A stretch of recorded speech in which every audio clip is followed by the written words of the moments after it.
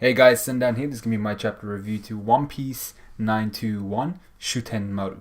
Now, this chapter was insane. Now, wait a sec, you can't even see my hands. Let me just. You gotta be expressive with your. Yeah, alright, cool. So, yeah, 921 Shuten Maru. This chapter was insane. It was absolutely. Well, I don't want to go apeshit, and this chapter was pretty damn crazy though. I mean, like, actually, wait. First, the reason why this review is later than it should have been is because the weekend. Once again, I was getting this desk that this camera is on. I mean, like, can you even see it? There we go. Those are. Here we go. Yeah. So it's it's just a desk. I mean, I think I just hit my mic there too. But you might have caught a glimpse of some boxes too. But yeah. So got this desk, had to assemble it and all that stuff, and then by the time everything was done, I basically had no time. And now then I had work Monday, and then the Natsu no Taizai and One Punch Man dropped, and I was like, oh my god. So yeah, so I'm just gonna carry on with this chapter and then release One Punch Man hopefully today as well, and then Taizai hopefully tomorrow if I have the time. So yeah, let's get through this chapter. It's already like a minute or two in. So we get a cover page of some of the main girls in One Piece, but that's not really important right now. So the chapter starts with Kinemon reiterating that they will meet on Onigashima, which is Demon Island. And it turns out that they'll have to sail to this island because it's kind of like separate to Wano. It's got a like expanse of water in between, but they don't. He doesn't want to really take a galley or a bigger ship due to visibility issues. You don't sail to a freaking island and they're not expecting you, and they're just like, hey, what's that ship doing? It would be stupid to go against Kaido or any of the like Orochi or anybody like that. So Kiku tells us that the Fire Festival is an annual thing, but also that Kaido is viewed as some sort of god and protector of the realm. I've forgotten what phrase she used, but essentially he's viewed as this kind of like godly figure.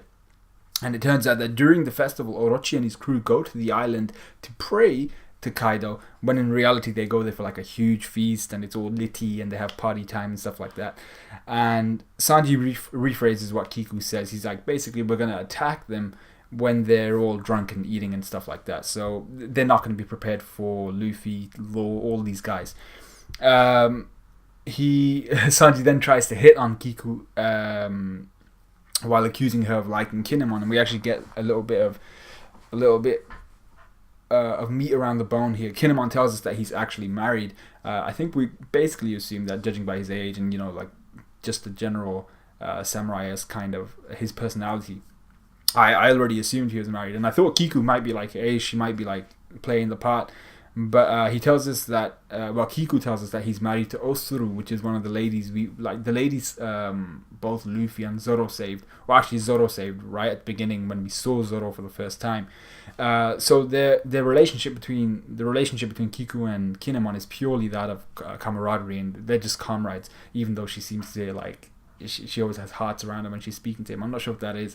Maybe she's got like, maybe she does like him. I don't know, but she views him as a comrade, and he views her as a comrade. So Sanji is then annoyed that Kinemon, he's a married man, but he's still popular with someone like Kiku. And then Luffy mentions a key point here. He tells Sanji that Kiku is super strong. Now we know Luffy's character. He isn't the type of guy to lie about someone's strength. She's definitely stronger than what we've seen so far. If Luffy's gonna say, yo, she's actually really strong, like, don't mess with her. So, and hopefully we actually find out that Kinemon is stronger than what we've seen of him so far.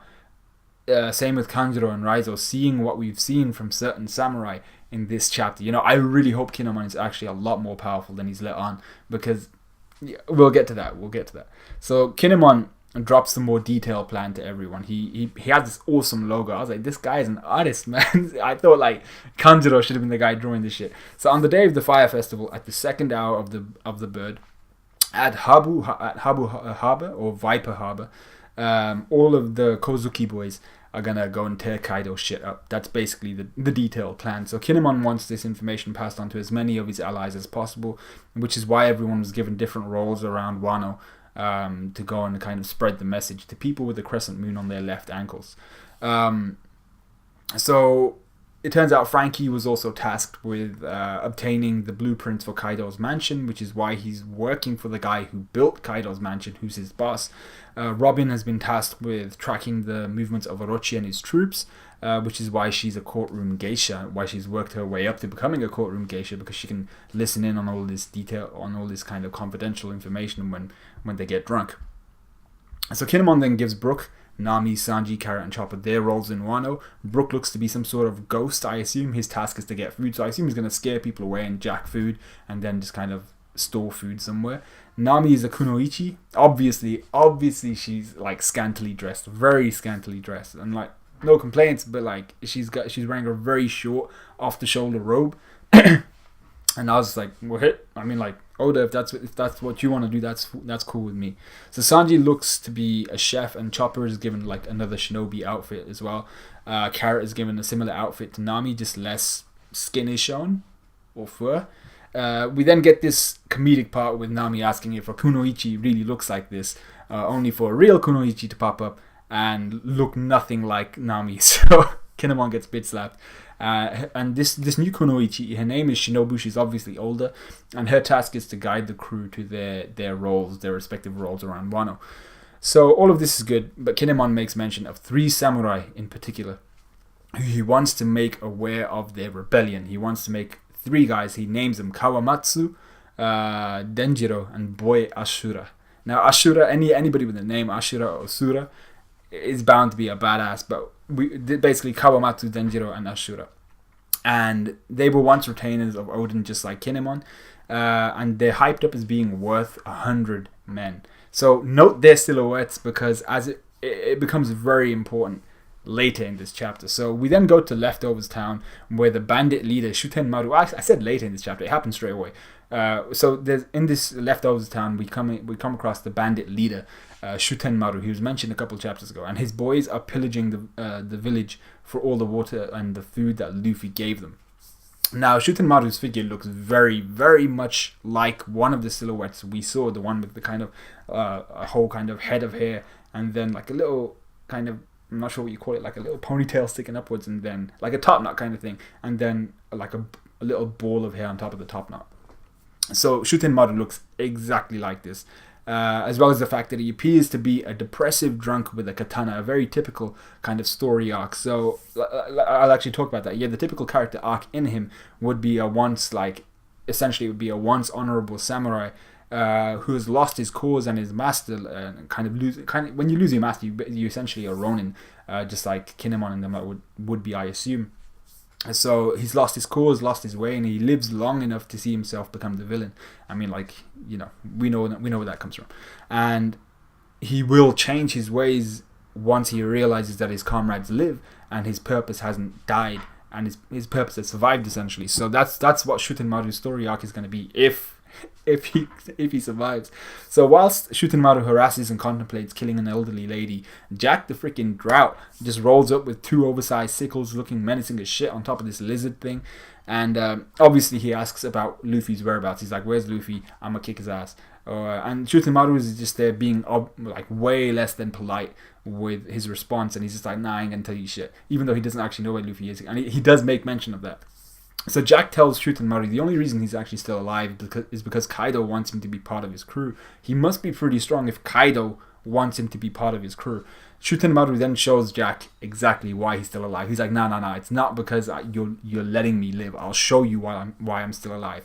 So he wounds Jack with a lightning fast slash from like left shoulder to near the right hip, just below the ribs, I think, cutting through one of Jack's sickles. So like one of Jack's sickles is out of commission.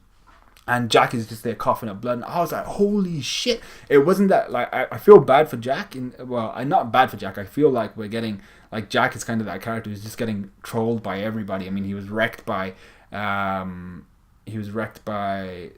the originals. I think her name is Suru and all them. And Sengoku and all that, when he tried to free Doflamingo. And now he's been wrecked. He was wrecked by Zunisha, and now he's getting wrecked by freaking Shuten Maru. So it makes it seem like Jack is weak, but what I think the point Oda's trying to get across is that Jack isn't weak. All the boys he's coming across are just super freaking strong. I mean, Shuten Maru, it's not that Jack is weak. Shutenmaru is incredibly strong, and that's why Kinemon wants him in on this party. He wants him to kick some ass. He's worth 100 men. Remember that. A samurai is saying this, and he's another samurai. So yeah, I thought Shutenmaru looked an absolute G when he did this. He turns around and he's like, "Don't make light of the samurai," and I was like, this guy is absolutely awesome. So what an absolute baller. I can see why Kinemon wants this guy desperately. And Jack and Shutenmaru then proceed to fight, with Jack holding his own, but Shutenmaru like confident that he won't get struck down by a jobber like Jack. Essentially, he's just like, nah, like you might be wielding sickles and shit like that, but in a sword fight, I'm the samurai. You know, you're not gonna take me down. So suddenly, panic within Jack's underlings. They look to the sky and they're terrified. Jack is terrified. They're just like, oh shit, like Jack, you need to check this out. Jack looks up and he's like, oh, why now? And I was just like, what the hell's going on, bro? Like, why is Jack afraid? Why is Jack he's got the sweats and everything? And then you see the sky swirling together, darkened by the evil to come. It's a foreboding sky, you know? So in the distance, Law sees this guy and he calls Luffy in panic. Law is panicked as well, and I'm just like, yo, like, why is Law panicked about like freaking the rain that's about to come out? That's what I thought. I was like, a dragon? I thought dragon was like somewhere in Wano, and I was like, whoa, like I'm not ready for this. It wasn't really dragon, but it was kind of dragon. I mean, so yeah, we then see a claw kind of tear through the sky, or maybe it was just like the panel just showed the claw. I kind of imagined it as like a claw like piercing through the clouds. And then the rest of him appears. And we see a float in the sky with hairs black as dread. A four-horned Japanese, Chinese, mythical dragon. Boy, like his body winding through the sky. He looks to Jack and he orders him to bring the brats to him now. Shutenmaru shits himself. Law tells us that the beast is none other than Kaido. This dragon, this freaking huge Shenlong looking thing, is Kaido. And I was like, oh my god! Like obviously when he ordered Jack, like, yo, bring me these kids, I was like, it's gonna be Kaido. That's Kaido. I mean, like, Jack refers to him as Sir. Who the hell is Jack gonna refer to as Sir apart from Kaido? I was shook. Kaido is a freaking mythical dragon, a mythical Chinese Japanese dragon. And then this comes back to the whole point of Vegapunk's devil fruit and Momonosuke's devil fruit.